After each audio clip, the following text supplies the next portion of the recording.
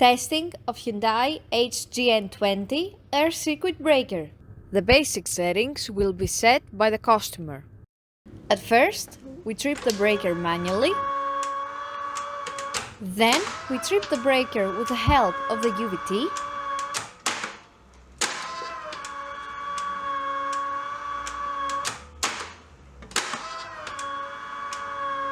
Next, we perform a short time delay test and the breaker trips almost instantly.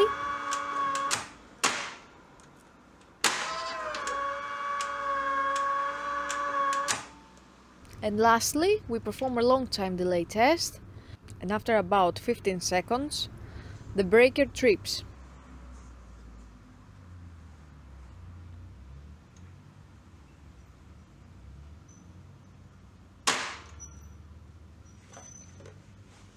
It is now clear that the air circuit breaker is working successfully and is ready to be delivered to the customer.